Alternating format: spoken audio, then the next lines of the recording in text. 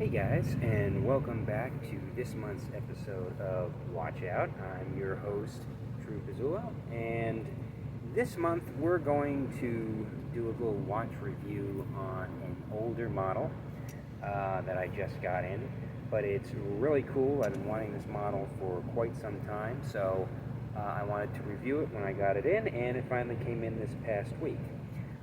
Most of you, when you think of Montblanc, you think of writing the fountain pens. That is their claim to fame. But actually, they've been in the watch business a long time as well. And their claim to fame in watches is none other than the one I have with me today, which I'm going to review. It is the automatic Nicolas Rieussec. Okay, this is their flag, their golden jewel on their timepieces. Okay. This is a specific piece. If you look at it, the first thing you notice is that it is a quite busy, a different style of an automatic chronograph. Okay, but there's a couple unique things to it. First off, why it was really named this actually, they put his name on this model because in 1821, the first chronograph or time writer was presented by the watchmaker French court of Nicolas Rieussec, hence the name, why this watch is called after this man over here. And basically what he did was he invented a unique ink chronograph machine, which I'll show you right here. Okay, that's what he invented in the 1800s, which stamped different markings on chronographs. So they really dedicated this piece after him. Now, the unique part of this watch is it comes in a variety of different things. Okay, first off, you do have the skeletonized back. Okay, and what's unique about the skeletonized back is Montblanc for this piece decided to create their own in-house movement, whereas most of the watches back when this debuted, I'd say about 10 years ago or so, were using the Valjoux 7750 movement. This one was an in-house design by Montblanc and very accurate as well. Now the unique thing you see here is you do not see any second hands, okay, which is quite odd for timekeeping reasons to know how accurate the movement is, but they have so much faith in this movement, they were able to measure it within seconds as well per day. So this is very odd where you do not have any type of secondary hand here to count the seconds anywhere on this dial. As you can see, the two bottom dials are for the chronograph purposes to tell time for timekeeping. So if you start it up, you will see it starts when I press the button there, and then when I press it back, it stops, and if I press it again, it goes right back to the starting point. Okay, obviously the top wheel is your actual hours and the timekeeping device up on top. Now, the other really unique part of this watch that I want to focus on is the dual time zone. Okay, which you say, well, what are you talking about? There's no dual time zone here, it's just a straight chronograph.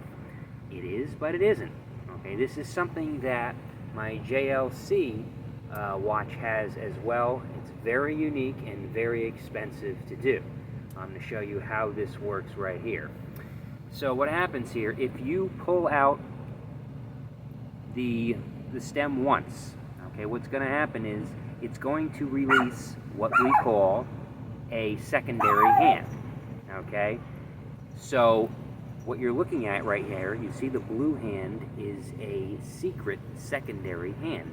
Now I have two time zones. So if I'm going to California, you can do it a variety of different ways. You can go back 3 hours, lock it in. There's your California time zone, and here would be your New York time zone.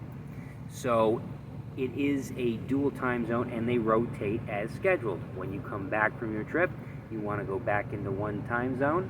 You take this, you move it back up to 3, you push in the stem, and you're back to your regular one-handed time zone that you normally have with regular watches.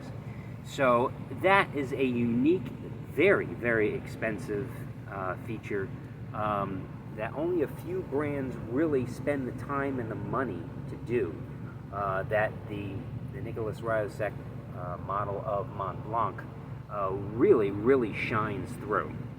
Now, in terms of water resistance, okay, that's where the JLC would have an edge over this model. The JLC that I have is 10 ATM, whereas this is only 3 ATM. Now again, it is a Swiss 3 ATM, so which does mean it'll take water better than most 3 ATMs that aren't Swiss, but it's not something I would go swimming or diving with. You may be able to take it in the shower, it may be okay, but when you're dealing with something that's this expensive, you typically don't want to push it when they tell you it's 3 ATM and it's not 5 or 10 ATM. I always have had that since my recommending that specific advice since my days of It's About Time years ago.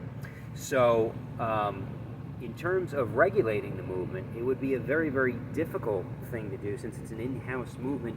You really do not see any regulation chamber that you can really get into. Now it does have a set of 6 screws that you can open up and get to the movement with, but I do not really see a regulating piece here to make it faster or slower. So this would be something that would have to be brought to an expert watchmaker to be serviced.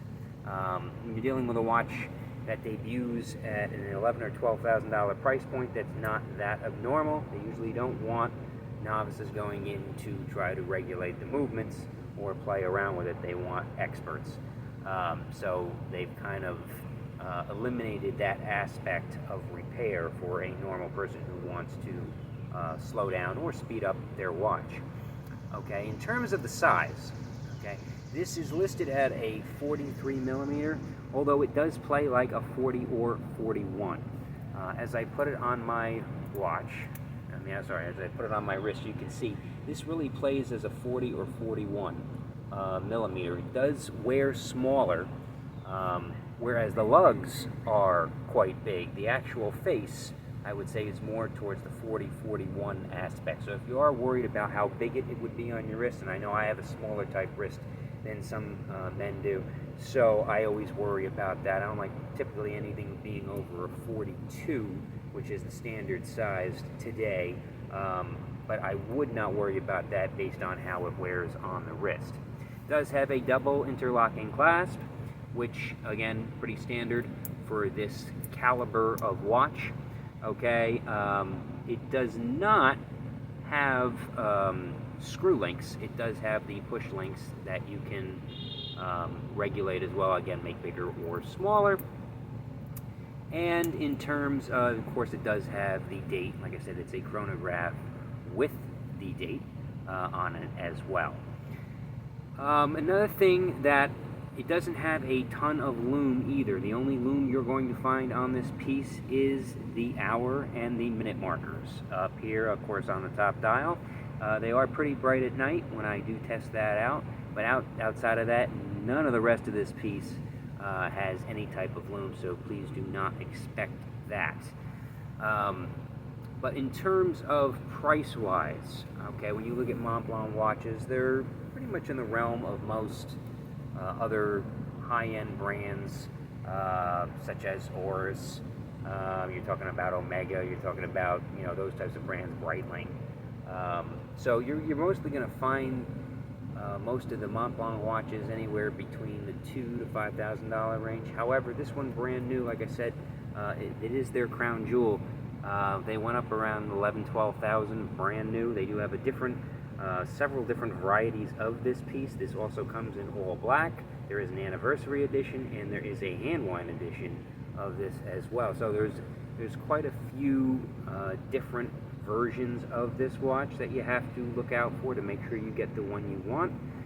This is pretty much the standard version of it, and you're able to get it anywhere, probably on the secondary market, I'd say anywhere between $3,700 and $6,000, depending on what type of deal you're able to find it for. Very similar to JLC and their version of what they have for their dual time zone hidden hand feature as well. So it all pretty much depends on what you like. This is a very machine industrialized look to it. It is a two-tone dial. It does have the silver and the gray, so it does have a very suit-like atmosphere, although you can wear it casual as well, as I have been doing, has a sport aspect to that as well. So that's pretty much the review on this piece. I do look to review actually a new Rado that my friend Charlie has gotten this month in our next episode for the August 2022 edition. So we'll be doing a watch review with him on that piece. And up until then, thanks for joining us today. Have a safe month, and I will see you on the next episode of Watch Out.